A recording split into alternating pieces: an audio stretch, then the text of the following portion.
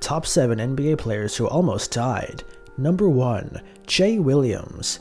Jay Williams was the second overall pick for the Bulls in the 2002 NBA draft. Despite inconsistent play and having to share multiple minutes with Jamal Crawford, he showed a lot of promise and even posted a triple-double during his rookie year. He could have possibly been the guy to fill the void between Michael Jordan and Derrick Rose, but he threw it all away. Not only was he riding a motorcycle in violation of his NBA contract, he also did it without a helmet or even a license. He ended up crashing into a light post on the north side of Chicago, suffering a severed nerve in his leg, fractured pelvis, and 3 dislocated ligaments in his left knee, including the ACL. This effectively ended his NBA career, but he was very lucky it didn't end his life as well. Number 2. Nick Young. Eyebrows were raised when Iggy Azalea, Nick Young's girlfriend at the time, tweeted that Swaggy P was afraid of dolphins. When reporters asked him to elaborate, he recounted a near-death experience involving a dolphin in Cabo San Luis, Mexico. He was playing with everybody else, doing what dolphins do, the ack-ack and all that, Young said. It was my time to ride the dolphin. For some reason, he took me all the way to the bottom. He was trying to drown me, but I saw it happening, so I jumped out of the water and took off the life vest and threw off my little water shoes and stayed outside. Young said the dolphin took others around in circles, but didn't do the same when it was his turn to interact with it.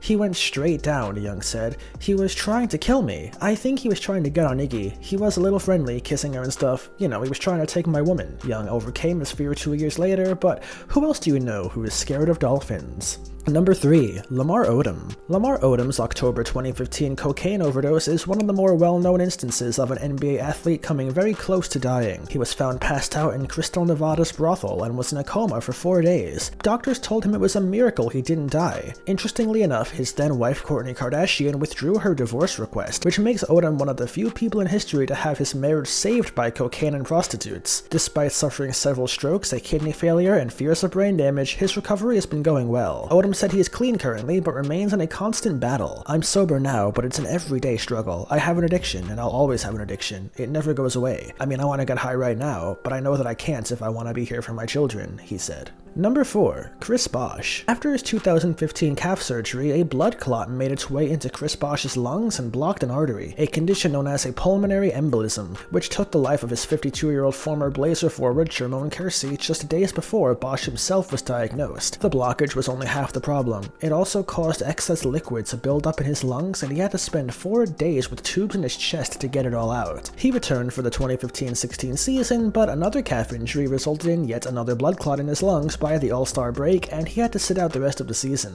After missing the whole 2016-17 season because of complications with the condition, the league ruled Bosh's career over. The Heat waived him and promised to retire his jersey out of respect 7 years with the franchise. Number 5. Grant Hill. Early on in his career, Grant Hill was looking like he'd be the next Michael Jordan until the injuries started to pile up. Still, none of the injuries could compare to his 2003 staph infection, which caused him to miss the 2003 and 2004 season and could have taken his life. It's one of those things that you don't know exactly where it came from, but it could be deadly. It was as close as I've ever been to checking out, said Hill. Number 6. Nick Vucevic. On January 23, 2006, a 15-year-old Nikola Vucevic and his father Borislav survived a deadly train crash in his native Montenegro that killed 47 and injured 200 after the train's brakes failed. There were 250 passengers in total. For a crash like that, I was lucky, he said. It's very scary. You don't know if you're gonna live or die. It makes you look at life differently and not take things for granted. It makes you think about a lot of things. You try to appreciate life more. There was another basketball player from a different age group who died in the crash. His coaches didn't even attend the funeral because it was too much stress. Even then, a lot of players couldn't play at the same level again. If you like our videos so far, do not skip any of our uploads in the future. Please consider liking the video, commenting below, and subscribing to our YouTube channel, and also turning the notification bell on. That said, we're gonna get to number 7,